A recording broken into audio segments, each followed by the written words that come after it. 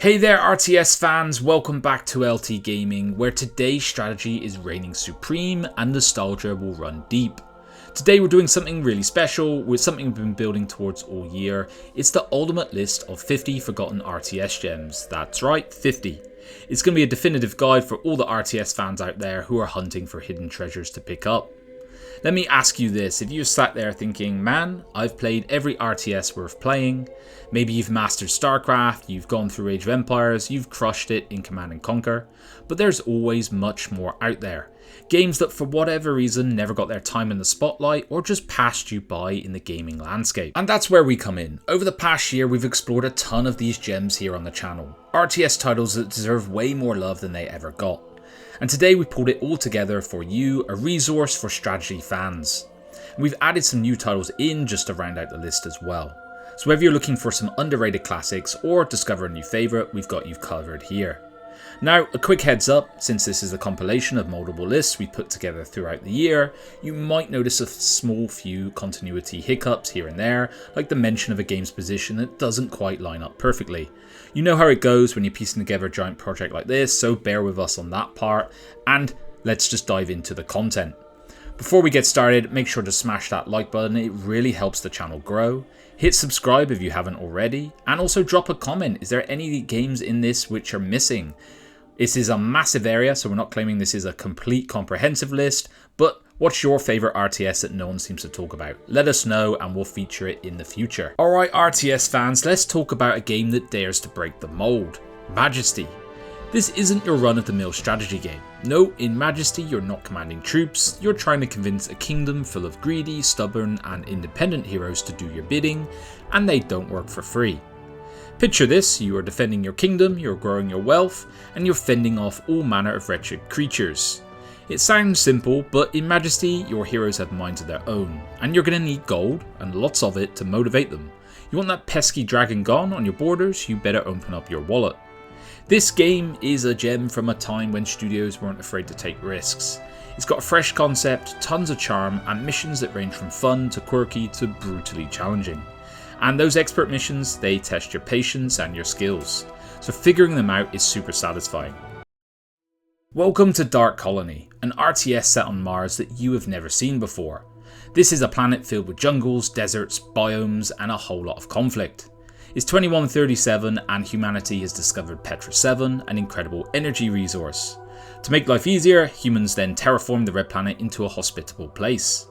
It sounds great, but the problem was the alien race known as the Tzar, who were looking for a new home. Surprise surprise, Mars fit that bill and they didn't want to share. Cue the interplanetary war for survival. Dark Colony might not have hit the same heights as heavyweights of the time like StarCraft or Red Alert, but honestly it deserves way more credit. The game is a fantastic intro level RTS with dozens of missions that keep you coming back for more. The graphics were surprisingly great for the time, and it had easy to grasp mechanics and rich long-term replay value. Dark Colony for me is a hidden gem waiting to be rediscovered, so if you're in the mood for some gritty sci-fi strategy action, give this one a shot. If you've ever wanted to step into the boots of a medieval king and build something up from the ground, then Knights of Honor will call your name. This is a real-time grand strategy gem that lets you take the reins of a struggling kingdom and guide it to glory through war, diplomacy, and a thriving economy. What set Knights of Honor apart from other medieval strategy games is your royal court. You recruit loyal knights, each with their own unique skills, to help you manage your empire. Someone to lead your armies? Go for it. Handle trade? No problem. Or maybe a spy to poison the water at an enemy fortress? This is up to you. You also had to develop your castles, nurture a strong economy, and arrange politically savvy marriages. At first glance, it might look like a bargain bin medieval total war, but don't let that fool you. Knights of Honor mixes real-time strategy with light RPG elements, giving the game a personality of its own. It's engaging, clever, and absolutely worth your time. It's 1262 AD and the English throne lies empty. 5 lords are battling it out for ultimate power, and guess what? You're one of them. Welcome to Lords of the Realm, a game that combines strategy, tactics, and a dash of medieval chaos to bring the 13th century roaring to life. It's not just about swinging swords and conquering castles, although there is plenty of that, but in this game you manage from the ground up. Keep your serfs fed and happy, assign tasks like farming, herding, and weapon making, and then even design your own castles using historical blueprints. And then you take the fight to your rivals. This is a love child of turn-based strategy and real-time tactics. So you handle the taxes and diplomacy at one moment, then command armies in epic real-time battles in the next. It's a perfect mix that paved the way for games like Total War. So if you're ready to claim the throne and want to dive back into a retro gem, check this one out. Starting off at number 12, we have a sequel, Castles II Siege and Conquest, a classic from '92, that takes place in a semi-fictional version of medieval France around the start of the 100 Years' War. What really set this one apart was the way it blended medieval warfare with diplomacy, strategic empire building. You didn't just send your army into battle, you had to manage resources, forge alliances, appease the church, and of course build massive castles. And that is really what made Castles II special, was the ability to design your own castles. You could decide on the size, the layout, the number of turrets and walls. Bigger castles took longer to build but were incredibly difficult to destroy, making them crucial to holding onto your territories. This level of customization wasn't something you saw much of back in the day, and it gave the game a unique layer of strategic depth. Despite being praised at the time, even being dubbed a first-rate strategy title, Castles II just got lost somewhere along the way. Maybe it was overshadowed by flashier games that came out around the same period, but for RTS fans this one is worth revisiting. The combination of castle building, diplomacy, that retro vibe and feel makes it a rare gem that still holds up today. Coming in at number 11, we've got Warwind. Released back in '96, this is a real-time strategy game that lets you experience an epic conflict through the eyes of 4 very different races, each with their own strengths, weaknesses and unique abilities. You've got 28 ready-to-play scenarios and a storyline that is more akin to something out of an RPG than an RTS, and it's free on Steam, so check it out. On the surface, Warwind might seem familiar if you played games like Warcraft. Classic setup, gathering resources, building armies and battling it out. But where it really shined was the variety of units and the way it used hero units. Each race had its distinct units with special ranks, and there are even these wild hero units that can show up during missions or pop up at inns once certain conditions are met. These heroes were stronger, they could shift the tide of the battle and give you unique advantages. Now, despite some strong reviews at the time and even being a finalist for several Strategy Game of the Year awards, Warwind ended up just getting overshadowed by bigger titles like Age of Empires and StarCraft. It did get a sequel, but it couldn't maintain that momentum. But RTS fans should absolutely give this game a shot, particularly if you love a classic.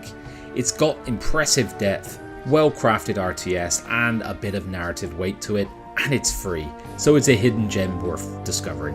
Next up at number 10, we've got Seven Kingdoms, a unique RTS from '97 that took a completely different approach from the typical build and attack model seen in games like Command & Conquer or Age of Empires. Instead of just focusing on resource gathering and base building, this game placed a huge emphasis on economy, diplomacy and trade, and it almost felt like a turn-based strategy game in many ways. You didn't just manage your troops, you were managing the entire economy, fostering trade, navigating complex alliances, and it gave the game a much deeper strategic feel. The combat in Seven Kingdoms wasn't the most exciting part, I'll grant you that. The economic system, however, was incredibly well designed. You had a slick visual representation of your trade routes and economic health, and it was well ahead of its time for an RTS. Many dubbed it as one of the best games of the year, and it only lost out narrowly for best strategy game to Total Annihilation. So why didn't this game blow up? Well, Seven Kingdoms was released at a time when the RTS scene was stacked with heavy hitters. Age of Empires, Total Annihilation, Dark Reign, they all dominated the spotlight. And Seven Kingdoms kind of got lost in that shuffle, especially with its more subdued marketing and relatively simple graphics. Despite that, it managed to build a loyal fan base, and for good reason. Depth, focus on diplomacy and trade made it stand out, and today if you're looking for an RTS that's more than just battle tactics, Seven Kingdoms is one to revisit. At number 9 we have Tzar, the Burden of the Crown. Released in 2000, this is set in a magical kingdom, and the game tells a classic tale of a land overrun by dark forces, with its people waiting for a hero to rise up and save them. Story sounds familiar, but Tzar set itself apart with some truly unique gameplay mechanics that you just don't see in other RTS games, even today. One of the standout features for me was the versatility of the units. Any normal unit can gain experience and eventually become a hero. And on top of that, any unit can learn spells. Yes, even your basic foot soldiers can use magic. There's a really interesting system where units can develop mana and improve their magical abilities. And get this, even if your entire castle is destroyed, you can still make a comeback if you've hidden a peasant somewhere on the map and start rebuilding from scratch. The game featured massive, randomly generated maps as well that gave a feel of almost endless replayability. Despite these innovative features, Tzar didn't get the attention it deserved. It received average reviews overall, and I think that was unfair. And it was a hit in Spain, selling over 50,000 units, but it didn't catch on globally. Maybe it was the timing, or maybe it's just the RTS genre was crowded at the time, but Tzar remains a hidden gem in my book. You're looking for an RTS with a mix of traditional mechanics and some quirky twists, this is definitely one you shouldn't sleep on. At number 9 we have Conquest Frontier Wars, a space-based RTS that launched back in 2001, and the premise is classic sci-fi here. Mankind has discovered wormhole technology and is exploring the outer reaches of space. But they're not alone, of course. There are two alien races to battle for dominance over the galaxy's resources against them. What really made this one stand out was the scale of the game. You weren't just fighting one map at a time, you were managing supply lines and commanding fleets across multiple maps simultaneously. This was a layer of strategy that's not really present in many games, particularly back then. Plus, the game featured intelligent fleet admirals as hero units who could lead you into battle, and juggle this with the chaos of intergalactic warfare and the massive fleet battles, and it was a really exhilarating game. Despite strong reviews and even winning some Game of the Year awards, it didn't receive the long-term success it deserved. I missed this game. The game sold around 300,000 copies, which is great, but the sequel got cancelled and it slowly has faded into obscurity. I still feel any RTS fan craving deep space strategy with large-scale battles, this game is absolutely worth revisiting. At number 5 we've got Anomaly Warzone Earth, released back in 2011. The game is set in the near future, where alien spacecraft wreckage has crash landed in major cities, and you take on the role of a commander leading an armoured battalion known as the 14th Platoon. You're tasked with investigating these mysterious crash sites while dealing with bizarre anomalies that are disrupting radar and communications. What made Anomaly stand out is its unique twist on the classic tower defense formula. It's often called reverse tower defense or tower offense, so instead of defending against waves of enemies, you're the one on the offensive, controlling a convoy of vehicles navigating through hostile areas filled with alien towers. The catch is you don't control the vehicles directly, instead you set the paths for them to follow strategically while deploying power-ups like smoke screens and decoys to protect them from the tower onslaught. You have a lot of customization options here as well, so you have to pick units based on their strengths, weaknesses, adding a veneer of strategy to it. While Anomaly Warzone Earth was praised for its unique gameplay, solid mechanics, and received very positive reviews at launch for the innovative twist on the genre, it eventually faded from conversations, and I find that it's quite a niche genre overall. But if you're a fan of strategy games, looking for something a little different, take a look at this game. Coming in at number 4 is Star Ruler II, released back in 2015. It's a grand-scale 4X RTS hybrid set in space, where you choose from 7 pre-made races or create your own, and this game has absolutely massive scale. You can explore dozens, hundreds, or even thousands of systems in a galaxy teeming with unique planets. What really made Star Ruler II special was this fusion of 4X exploration and real-time strategy mechanics. The game plays out in real time but can be paused at any moment. It gives you full control over your decision making. The depth is really staggering as well. You manage a space empire, you meet other factions in a galactic senate, a card-based minigame to exert influence like annexing territories, and you also have an intricate economic system where resource networks form and bolster your economy or completely cripple it if you lose key resources. And a huge amount of spaceship customization as well. And there was no limit, theoretically, to the size and scale of the fleets you could build. But why was Star Ruler 2 overlooked? Well, it comes down to timing and niche appeal. Released in 2015 as a sequel to the original Star Ruler, it didn't quite break through in a crowded genre. It has a loyal fan base and remains available through different channels, but it didn't get the marketing push it needed. In 2018, the devs made this game open source, releasing everything except the music, which gave it a second life in the modding community. If you're looking for deep, strategic space sims with political intrigue and a lot of customization, Star Ruler 2 is a game you should dive into. At number 3 we have Masters of Anima, released in 2018. This game takes you on a magical journey through the world of Spark, where you face off against forces of evil in a fast-paced strategic battle setup. It's an action-packed adventure where you summon and control armies of up to 100 guardians, all while making split-second tactical decisions. What set it apart was its intuitive gameplay design, and it's made to work with both controllers and traditional mouse and keyboard setups, meaning it has a great accessibility to it. What made the game special was its simplicity without sacrificing depth. It's perfect for those who want to be introduced to the RTS genre and are usually intimidated by the usual complexity that a lot of titles have. Mechanics are easy to grasp, and strategic elements are introduced at a pace that makes it feel very approachable. The game has solid tactical combat, a fully voiced storyline, and a surprising level of polish that you don't always see in some smaller titles. So why was Masters of Anima overlooked? It's hard to pinpoint on this one. It likely came down to it being more of a niche title that didn't get the kind of marketing push it needed to stand out. It has strong gameplay and a great story, but it simply flew under the radar for many gamers, including myself. But if you're looking for a charming, strategic experience with a lot of heart, this game's probably worth your time, and it's usually priced very fairly, so just dive in. At number 2 we have Crying Suns, a 2019 roguelike strategy game developed by Outshift. In this game you step into the shoes of an admiral who awakens in a cloning facility years after the collapse of the empire he once fought for. With no answers, you begin to navigate through this vast decaying galaxy aboard your battleship. What set Crying Suns apart was it was a unique blend of tactical complexity, deep storytelling, and pixel art visuals, and it draws a lot of obvious comparisons back to FTL. It stands out on its own though with a rich narrative focus, and the galaxy you explore is filled with random events, ship-to-ship battles, and a world-building style that keeps you hooked. The pixel art aesthetic also adds a retro charm to this dark dystopian setting. This game was a critical and commercial success and drew a lot of comparisons back to FTL, but sadly it didn't quite hit that same level of mainstream attention.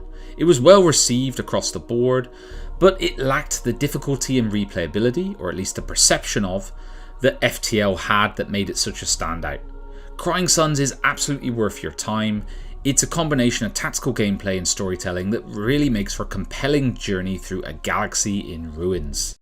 At number 1 we have Winter Falling Battle Tactics, released in 2024, and it's a tactical strategy game where you lead a mercenary company through a bleak dying world. It's a game of survival, strategy, and tough decisions. Whether you're managing your army's resources, scavenging for supplies, or occasionally burning down a village to stay up and running, it's a game that's inspired by FTL and the Total War series. What sets it apart is a combination of real-time battles where you can pause the action to strategize, and deeper world map management. Outside of combat you make tough decisions that affect the bigger picture, like how do you keep your soldiers well fed, looting a town maybe might be worth the risk in this instance. The game comes with a cool map editor and a lot of modding support, so it lets you create custom battles, units, weapons, and new races. It's a blend of classic strategy influences with a fresh take, offering both macro and micro level gameplay. Despite its innovative features and positive reception, it has a 92% positive review rating on Steam.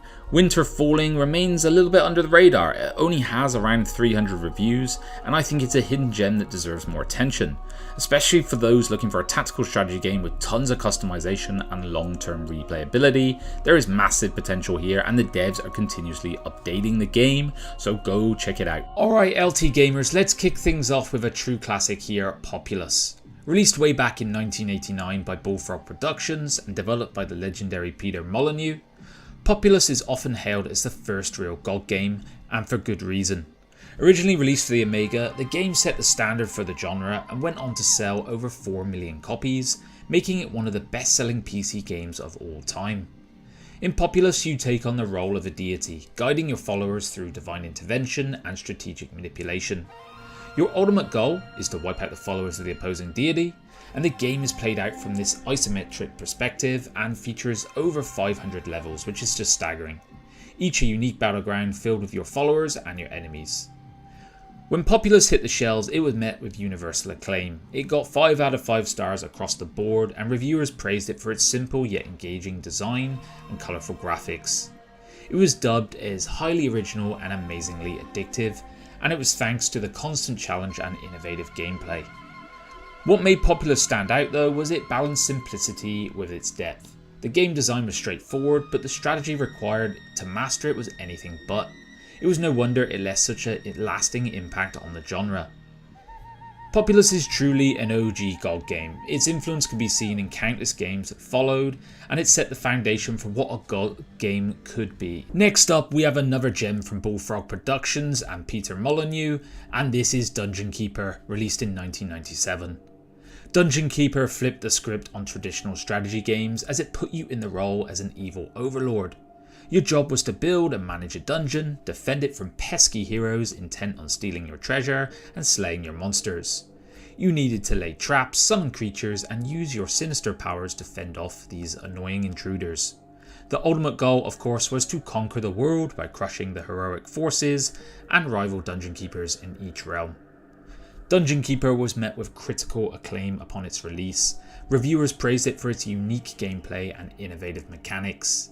It was highlighted to have deep and engaging gameplay as well as rich and subtle multiplayer, and it was one of the most unique games in years, a real blast for the gaming industry, and I would laud this one as revolutionary.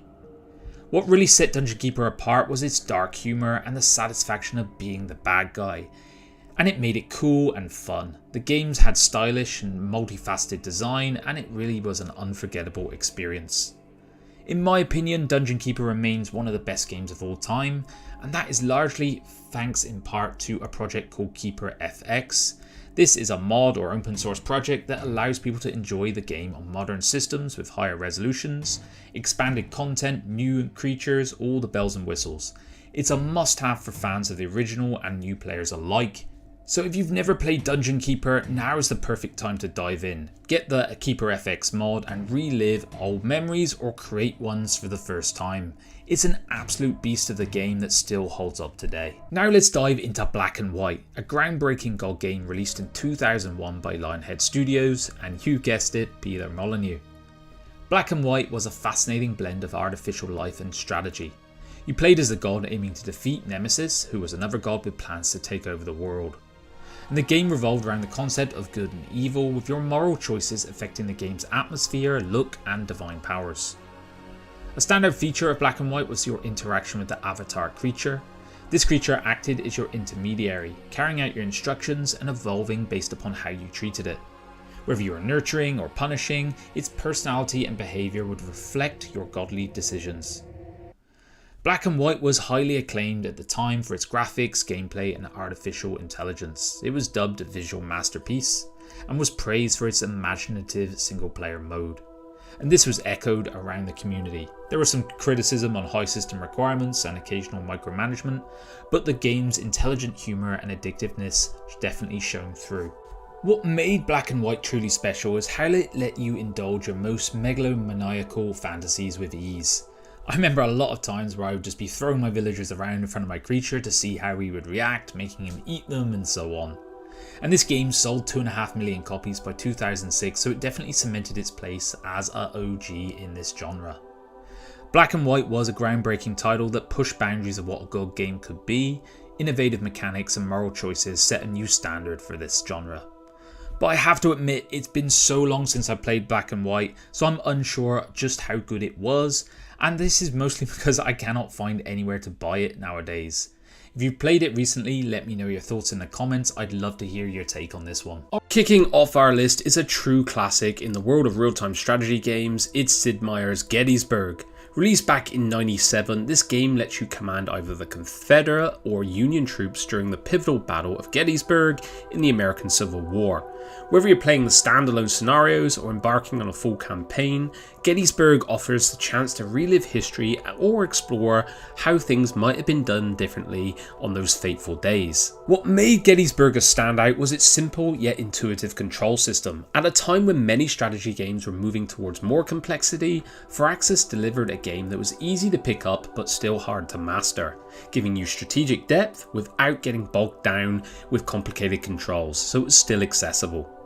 And Gettysburg has developed a lot over time. The active modding community has brought this title even more to life, with fans creating everything from historically accurate uniforms and units to new battle maps and sound effects. This continuous customization has made it a favourite among Civil War enthusiasts even to this day. The legacy of Gettysburg is undeniable. Its influence can be seen in modern strategy games like Ultimate General Civil War and Grand Tactician The Civil War. Both of these draw inspiration from the mechanics and approach that Firaxis perfected with this classic. Alright, moving along to another gem on the list, we have The Lord of the Rings, The Battle for Middle-earth, released back in 2004. If you're a fan of this epic fantasy universe, along with strategic gameplay, this title is a must revisit for you. Whether you're leading the charge with Rohan's Horse Lords, defending the bastions of Gondor, or unleashing the might of Isengard, The Battle for Middle-earth captures the essence of Tolkien's universe like no other. What made this game stand out in the RTS genre was its unique approach to building and resource management. Instead of the usual free building mechanics, you construct on predefined plots, adding a strategic element to expansion and defense. It wasn't just about amassing resources, but smart positioning and tactical decision making. One of the standout features is the immersive experience you get, thanks in part to the voice acting by many of the original film actors, including Ian McKellen, Christopher Lee, and others. The soundtrack featured Howard Shore's unforgettable scores from the movies, and it seamlessly blends with new compositions, making you feel like you're part of this epic saga. Critics loved the game, commending it for its strategic depth and impressive graphics, which were quite noteworthy for the time. And it had a pretty good sequel as well, The Battle for Middle-earth 2, which was just as high quality in my opinion. So whether you're looking to relive the battles of Middle-earth or experience them for the first time, this game still holds a special place in the heart of many strategy gamers, and it's a perfect blend of storytelling and strategic gameplay that continues to inspire games even today. Next on our list is a true classic from the late 90s, Myth 2 Soulblighter. Released in '98, this game offered a fresh take on the real-time tactics genre, setting itself apart by focusing purely on tactical combat without the usual base building or resource management typically found in RTS games.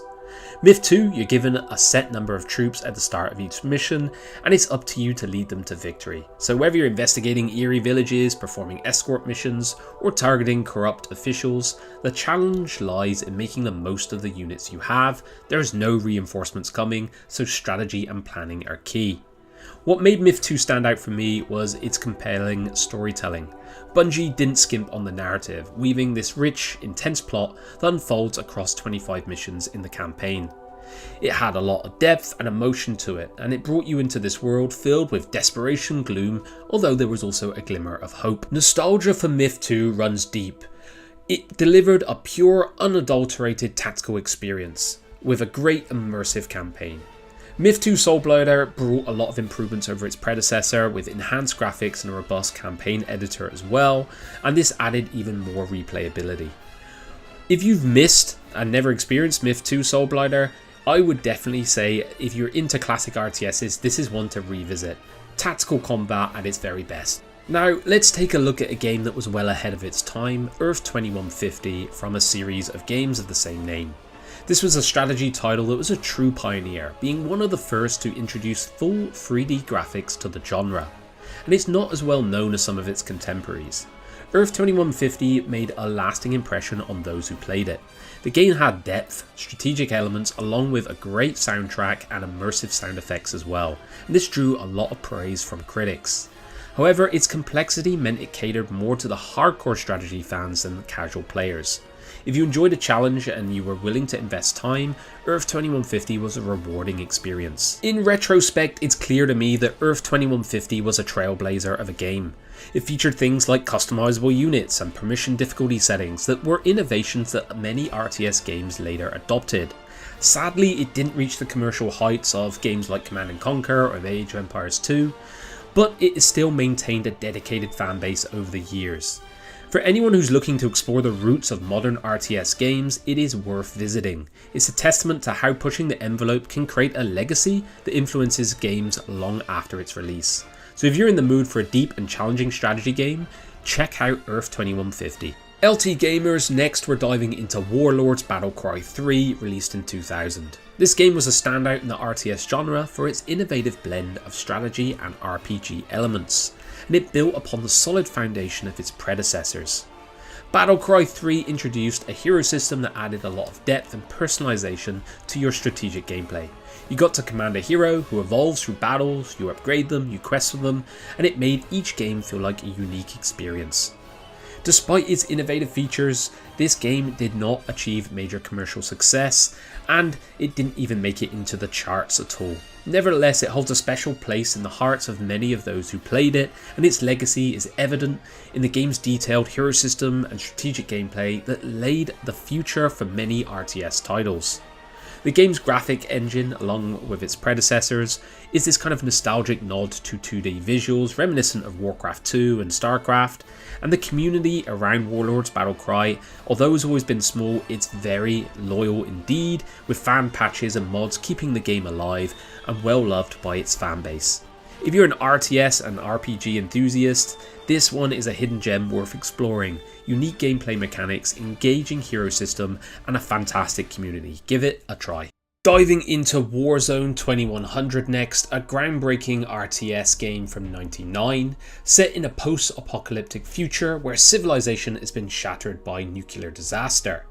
Warzone 2100 takes you to a world where strategic prowess is the key to survival. The game introduced several important innovations, I feel, that set it apart from its contemporaries. One of the standout features was its create a unit system, allowing players to customize their own combat units with a range of components and capabilities. This level of personalization was well ahead of its time and really added a unique strategic layer to gameplay.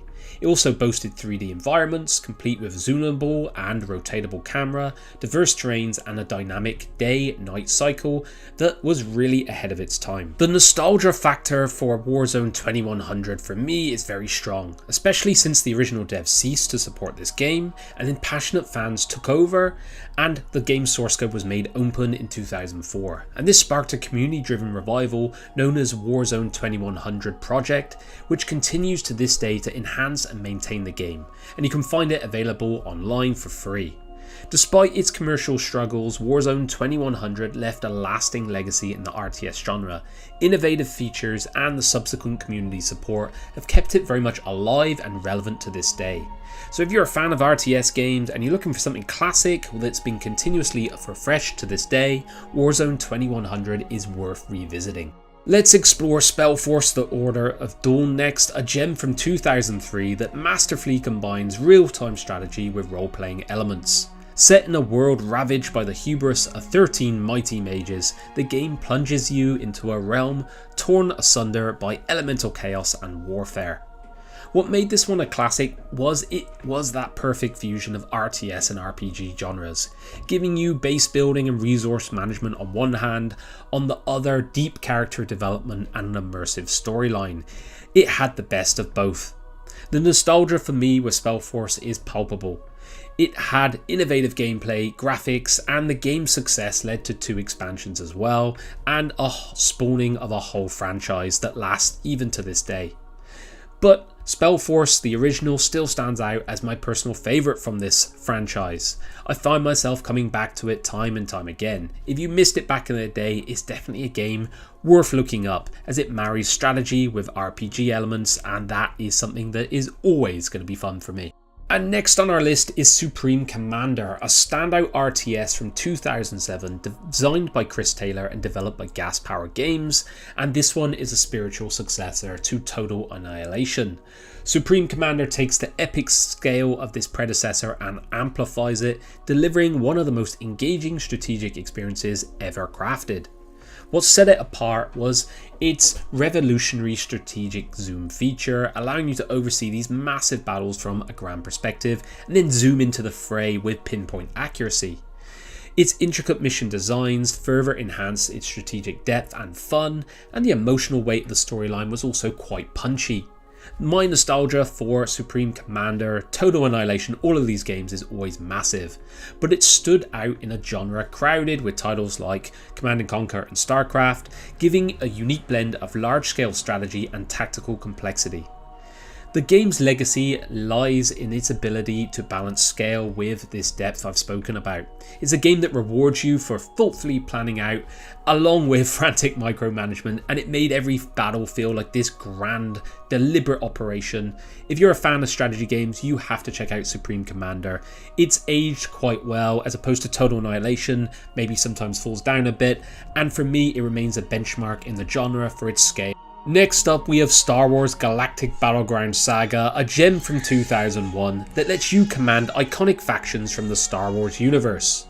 Whether you choose to lead the Galactic Empire, the Rebel Alliance, or even the Wookiees, the game immerses you in the intense battles of the Civil War.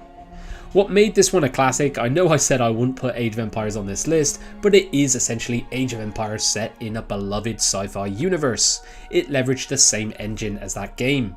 It had detailed tutorials, multiple campaigns, and a very fantastic multiplayer mode to boot. The nostalgic factor here is strong indeed. If you have a yearning for an RTS game set in the Star Wars universe, or even just a sci-fi experience, it definitely holds up over time, and it's a game that probably deserved a bit more attention back in the day. And next on our list we have Homeworld Deserts of Kharak, a 2016 RTS title that served as a prequel to the beloved Homeworld series. Set on the barren, shifting sands of Kharak, the game invites you to assemble and lead a fleet through an epic ground-based campaign. What made it a standout is it excelled in delivering a gripping campaign that leverages the strength of the RTS genre. The setting's quite desolate and captivating overall, with intense battles that really showcase stunning visuals and depth to the game as well. The campaign is a bit short, but it is packed with high stakes drama throughout and exceptional writing, unlike Homeworld 3 for example. The nostalgia here for me is very strong. Any spin-off of the Homeworld franchise is always going to gain traction with me personally, and this one hit the right notes with the soundtrack and the atmosphere overall. The legacy of Deserts of Kharak lies in its ability to blend strategic gameplay with this richly crafted narrative. Visuals and weapon effects are very satisfying, and I would definitely say it's worth picking up. However, it's a little pricey, so maybe wait for a sale on this one. LT Gamers, next let's step into the world of Metal Fatigue, a 2000 RTS title that took the genre to new heights quite literally. With Metal Fatigue, you weren't just battling on one plane, but across 3 different layers: orbit, surface, and underground. The game broke the mold by letting you build and customize these giant bots that allowed for endless combinations to dominate the battlefield. It was one of the most innovative RTS games I've seen for quite some time. Other games were sticking to the traditional formula, and this one introduced unique multi-level combat, mech customization that was way ahead of its time. It offered a refreshing change with its distinctive combat and depth. It wasn't perfect, it might crash quite a bit in skirmish mode, but the joy of building these massive mechs, arming them with ridiculous things like katanas, more than made up for it.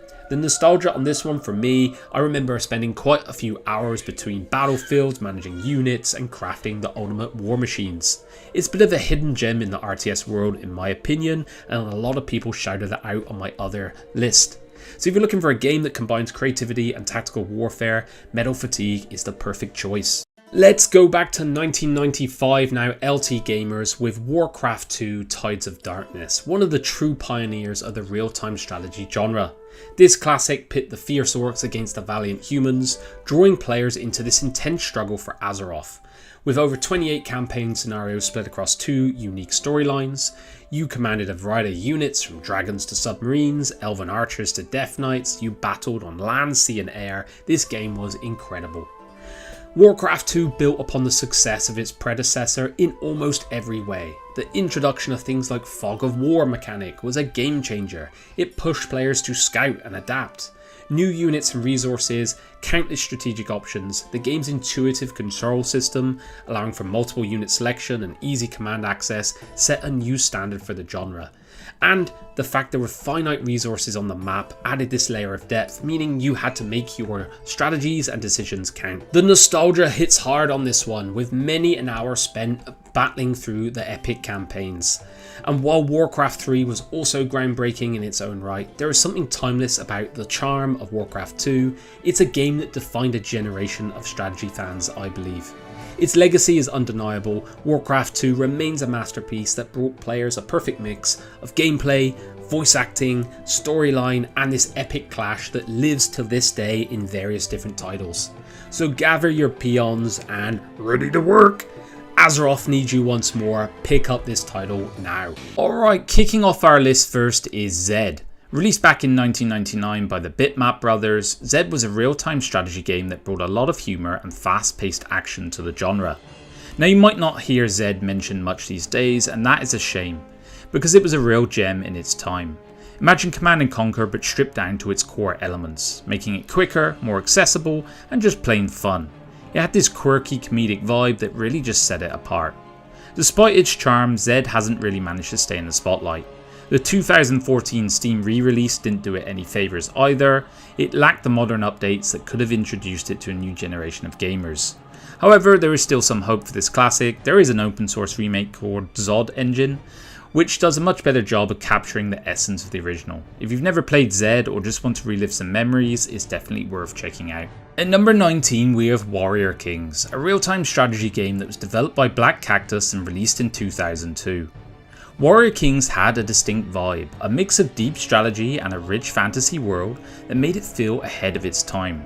It was developed with the input of Dave Morris, a name you might recognise from the Fighting Fantasy and Fabled Lands books. With such a creative mind influencing it, it's no surprise the game offered you a lot more freedom in how you approached each level.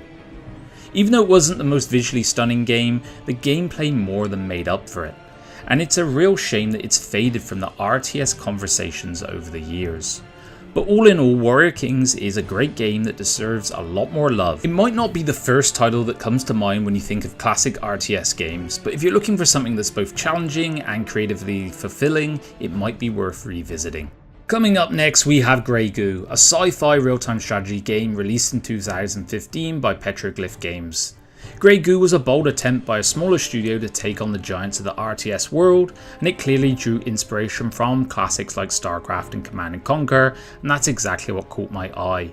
It flew under the radar for many, but honestly I was surprised how quickly it slipped out of the conversation. Grey Goo managed to scratch that strategic itch for me, but of course it didn't fully match up to its legendary predecessors. Gameplay wise, Grey Goo held its own, 3 factions that felt quite distinct, each with its own unique units and strategies, and the campaign did a good job introducing new challenges and mechanics as you progressed, and the narrative has its moments if it's somewhat predictable. In the end, Grey Goo was a nice throwback to the heyday of RTS games, and it might not be a heavyweight contender, but it's definitely worth a look for fans of the genre who miss the strategic depth and tactical challenges that define the classics with a little bit of a modern facelift. Next up we have Armies of Exigo, a real-time strategy game that hit the shelves in 2004, and it had all the makings of a classic RTS, and it was even nominated for Strategy Game of the Year, a pretty big deal considering the competition at the time. However, it ultimately lost out to Warhammer 40,000 Dawn of War and slowly drifted out of the spotlight. If you've ever played Warcraft II, this game might feel a little familiar to that. It has 3 factions, the Empire, the Beasts and the Fallen, and it's a classic RTS through and through. You gather gold, wood and gems, build up your base, train units, research upgrades, and then give out your orders to watch the chaos unfold. What set it apart though was that dedication back to that old school style of RTS from the 90s. Warcraft II, StarCraft, Age of Empires, it was reminiscent of games like that. The campaign was a little cringy at times, but it was packed with variety. The game has charm and it makes you wish the developers had given us a sequel. Despite its similarities to other games, Armies of Exigo had a certain magic that made it a joy to play, and it's one of those hidden gems that's worth dusting off and diving back into if you're a fan of the genre. And next up we have Heroes of Annihilated Empires, an RTS and role-playing hybrid that launched in 2006, developed by GSC Game World. This title combined RTS mechanics and RPG elements in a way that made it stand out quite vividly in my mind. I was taken by surprise when I came across this title. I didn't expect it to become a little cult favourite of mine. It takes the RTS genre and adds in the RPG twist in a unique way, so you're not just managing resources and commanding armies, you also have this hero character who levels up and you equip gear to. It sounds straightforward, but when you level your hero up to 80, they can really become a game changer on the battlefield. You either need to have a massive force to counter them or find a way to try and neutralize them early on. It's a lot of fun. The campaign is a little cheesy at times, but it is packed with variety and is extremely entertaining overall. It's packed chocker full of fantastic Easter eggs that really had me hoping there would be a sequel to this one. Heroes of Annihilated Empires is a brilliant example of how adding a twist to classic RTS mechanics can breathe new life into a genre. If you're a fan of RTS games with a creative spin, this one's definitely worth a look, and I feel it is overlooked and not mentioned much in the genre at all. And next up, we're exploring American Conquest, a real-time strategy game that made its debut in 2002. This one's also developed by GST Game World. And while the Cossack series, made by the same people, went on to enjoy several sequels, American Conquest didn't quite maintain that level of traction and just ended up with a few expansions to its name. What really set American Conquest apart from others was its impressive scale of warfare. Imagine commanding massive battles with potentially thousands of units on the battlefield, truly capturing the grand scope of historical conflicts. However, this grand scale had a bit of a double-edged sword. For newcomers, it was managing such enormous armies, it was quite overwhelming, I felt. Although American Conquest didn't quite hit the same heights as other RTS in its era, it is a hidden gem for fans of historical strategy games. If you can look past some of the dated features and embrace the challenges of orchestrating epic battles in a bygone era, American Conquest offered a rewarding and immersive experience that's definitely worth exploring. Next up, we're diving into Submarine Titans, a real-time strategy game that made a splash in 2000, developed by Ellipse Studios. This game takes the RTS genre underwater, offering a unique setting that, despite its creativity, never quite captured the same attention as some of its contemporaries. Submarine Titans boasts a steep learning curve, but for those willing to tackle it, there is a hidden gem here. You can command 3 distinct civilizations, each with unique objectives, histories, units, and technologies. The game introduces innovative unit classes and structures, and the ability to hide units and buildings in caves, underwater cliffs, adding fresh twists to both offense and defense. The underwater setting is fully realized, featuring 5 depth levels of iridescent swirling waters, winding mountain ranges, dimly lit caverns, and dark tunnels. This 3D underwater universe creates a visually very compelling and immersive experience that stood out from the crowd at the time. So if you're up for a challenge and a different kind of RTS adventures, this one's usually priced under $1 and definitely worth a look. And arriving in next, we have Battlegrounds, an RTS game that debuted in 2001, published by Crave Entertainment and Ubisoft. Despite its innovative approach, Battlegrounds has been overshadowed by other RTS giants over the years, but now it's getting some of that recognition back with its 2019 Early Access remaster. Back in 2001 though, Battlegrounds was so impressive that it even delayed the release of Warcraft II. Blizzard's team played Battlegrounds and thought it outshone their own project at the time, and while Warcraft III did eventually become legendary in its own right, Battlegrounds still held its own with unique flair. What set this one apart was its refreshingly distinct gameplay. Unlike many RTS games, it offers a fresh take with captivating presentation, genuinely engaging units, and a campaign you want to revisit. Throw in a flexible skirmish and multiplayer modes, and it all added to the replayability value. If you missed Battlegrounds the first time around, now's the perfect opportunity to dive into this gem with the 2019 Early Access release. Even though it's been 2 decades since the original, its unique features and great ideas still set it apart from the pack, and any RTS enthusiast is going to enjoy this one. And next up we have Original War, an RTS game that hit the scenes in 2001. Developed by Altar Interactive and published by Virgin Interactive, this game still is a hidden gem of the genre. Why did Original War slip under the radar despite its potential? It was released during a golden age of RTS games, competing with some of the biggest names out there, and unfortunately it didn't quite make the splash it deserved. But what made this one stand out? For starters, it blends RTS and RPG mechanics in a very compelling way. In this game, human units are a finite resource. You don't get more as the game progresses, so losing them has a real impact. Each character can level up into 4 different classes and switch between them at designated buildings, keeping their experience intact. This means you need to carefully manage your human resources, balancing the risk of losing irreplaceable characters with the cost of relying on less effective AI controlled units. This one was a really interesting game, so if you missed Original War when it first came out, it's a great time to go discover it. With innovative mechanics and a unique approach, it's a must play for RTS fans who enjoy strategic challenge. LT gamers, were diving into Battlezone now, a unique hybrid of a first-person shooter and real-time strategy that hit the scene in '98. Despite its groundbreaking blend of genres and a strong positive reception, Battlezone didn't quite achieve the commercial success it deserved and as a result slipped into obscurity. Luckily, it's made a fantastic comeback with its Steam re-release in 2016. What made this one stand out? For starters, it's a game that seamlessly combined FPS and RTS elements, something a lot of games are doing now, offering a unique field commander experience that's been hard to replicate in the decades since. You take control on the battlefield from the cockpit of a tank, and it mixes real-time strategy with first-person shooting that felt very innovative, particularly back then. The story was fantastic, and the re-release is a testament to how well the game has aged. Rebellion did a stellar job bringing Battlezone into the modern era and integrate it into Steam's workshop, updating the graphics to high res and stuff like that. So it's a significant improvement on the old game. So if you missed it back in the day and you just want to revisit maybe a piece of gaming history, don't miss out on Battlezone. It's a nostalgic trip with this one. And next up, we're exploring Impossible Creatures, a gem from 2003 that blends steampunk with real-time strategy, developed by Relic Entertainment.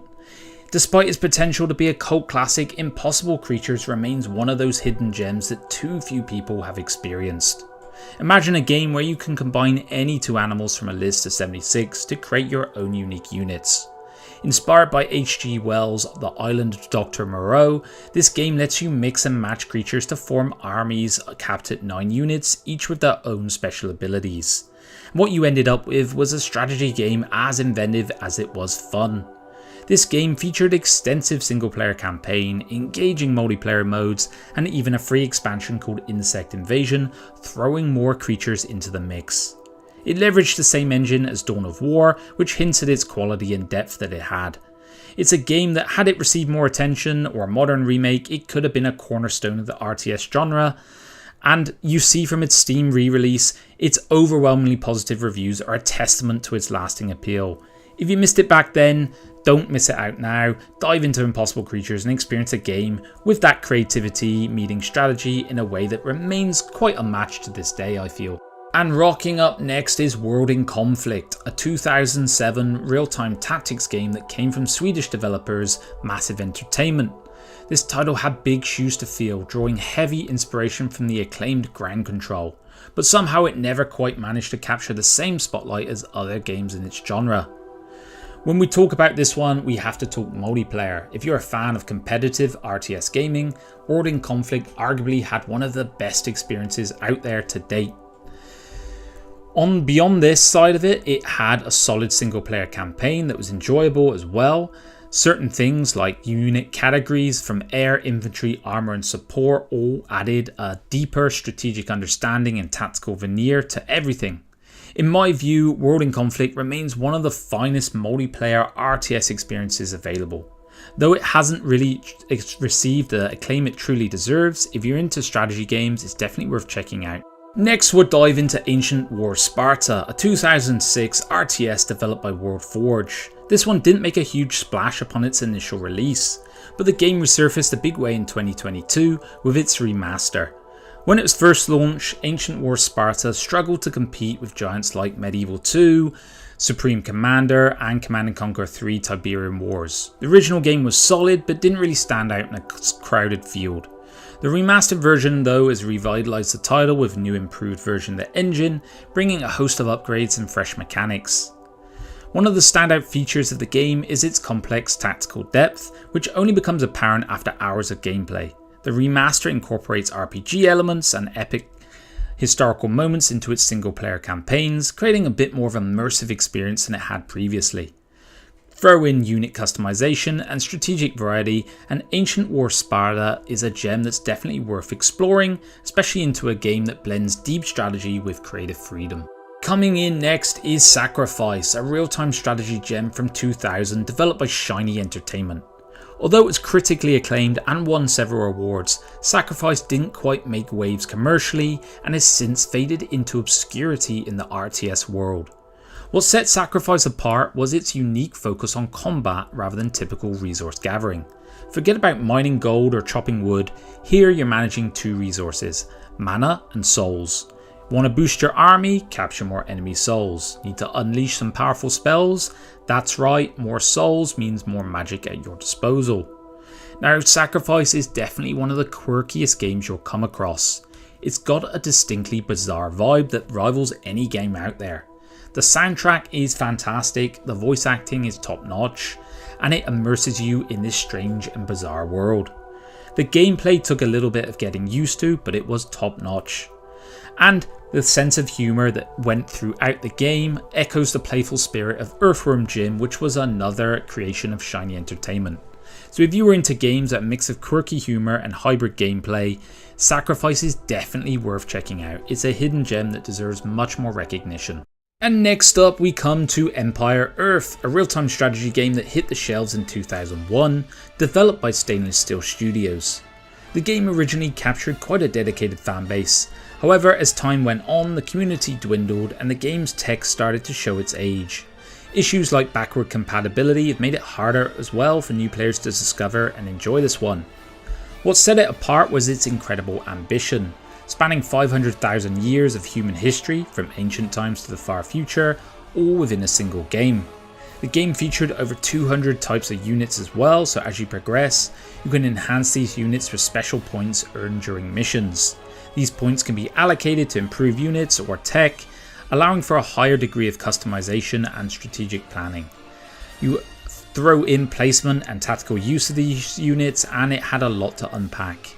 In essence, Empire Earth offered a comprehensive and engaging real-time strategy experience with a breadth of features that defined what makes RTS games truly great. It's a game with a rich array of gameplay elements, making it a standout title that's worth taking a look at. Next we have Nexus, the Jupiter Incident. Released in 2004, this is a real-time tactics game with a rich sci-fi theme. Developed by the Hungarian-based Mythos Entertainment, the game was originally conceived as Imperium Galactica 3, but after some licensing and development changes, it evolved into a tactical space opera that we see today. Despite its innovative gameplay and cinematic flair, Nexus the Jupiter Incident struggled to find its footing in a crowded RTS market. The game was caught in development limbo, and with shifting focus from the original concept, it lost some momentum. Nexus the Jupiter Incident stands out with its unique approach though, to tactical space battles in particular. Unlike many strategy games where you command vast armies, here you're in control of a small fleet of massive powerful ships. The gameplay is deliberate with slow strategic maneuvering and epic drawn out battles that feel more like a space opera than a traditional RTS. Upgrading your ships with new technology is incredibly satisfying. The game's narrative, complete with memorable characters, adds a good bit of flavour too. The game feels like playing a movie, and that is in part to the Black Sun engine. It really immerses you in the vastness of space. If you're a fan of sci-fi space strategy games and you haven't given this one a shot, it's very reasonably priced at all times. Nexus the Jupiter Incident is definitely worth your time. Crush, Kill and Destroy, or KKND as it's known, is a real-time strategy game released in March 97, and it's the first in the trilogy that gained a cult following for its post-apocalyptic setting and unique style.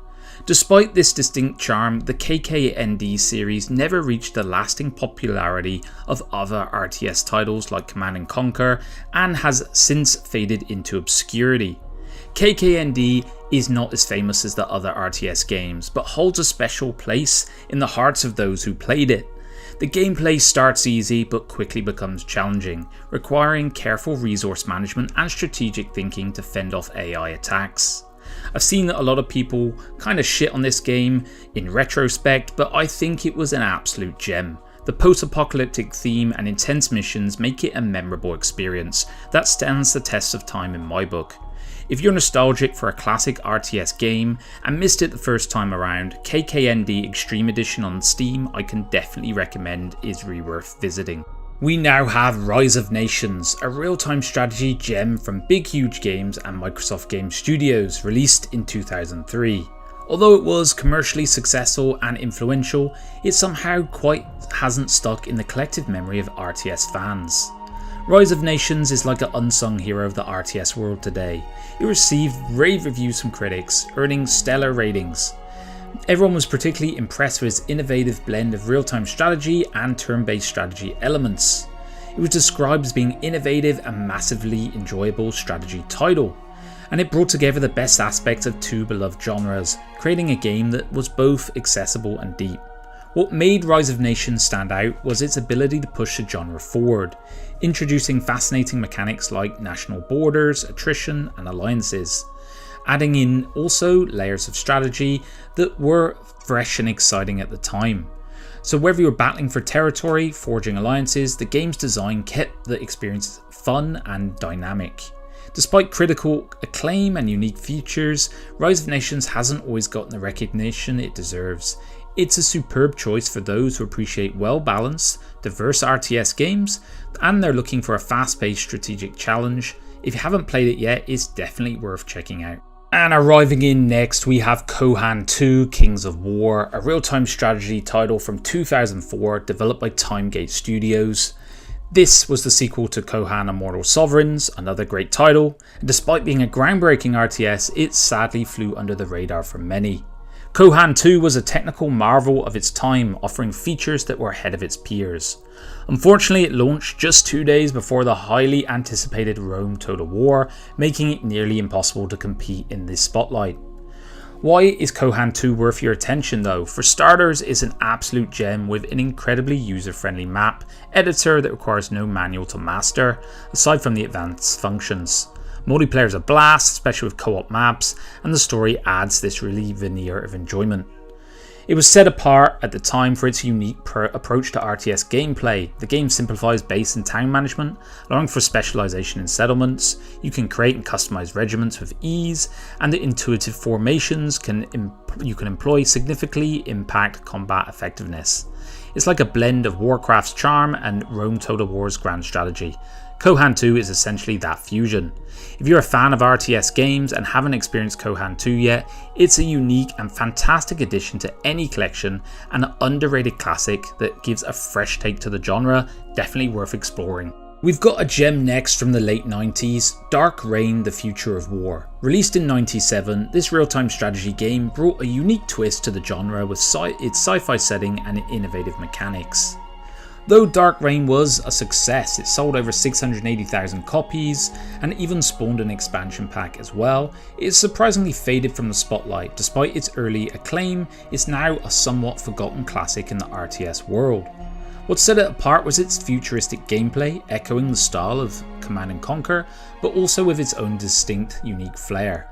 Players started by building their bases, focusing on unit production, resource gathering, power generation, and base defense. But the game had three-dimensional terrain, and it was a really standout feature. It added not only unit movement, but also line of sight effects as well, so it's a very strategic feel to every battle. In essence, Dark Reign: Future of War was a testament to how the RTS genre was evolving, blending classical elements with innovative twists. So if you're a fan of strategy games, do yourself a favour and take a look at this one. And sat atop our list we have Ground Control, a real-time tactics gen from the year 2000. Developed by Massive Entertainment and published by Sierra Studios, this game offered a unique twist on the RTS genre that still stands out today. Despite its innovative design and critical praise, this game didn't quite capture the commercial success it deserved, selling only a few tens of thousands of copies. Now let's talk about why Ground Control is worth your time. Even though it's over 2 decades old, the game was truly ahead of the curve. The graphics might look dated by today's standards, but the tactical gameplay and intuitive UI still hold up impressively well. It also has extremely sophisticated combat mechanics. The game's attention to details like lighting, visibility, and terrain elevation brought a level of realism to combat that was unmatched, particularly back then. If you haven't experienced Ground Control, there's now an anthology version available on Steam, and I highly recommend checking it out. Despite its age, it offers a fantastic blend of strategic depth and immersive gameplay that remains a stellar experience to this day. It's a hidden classic in the RTS genre and a must play for fans of tactical strategy.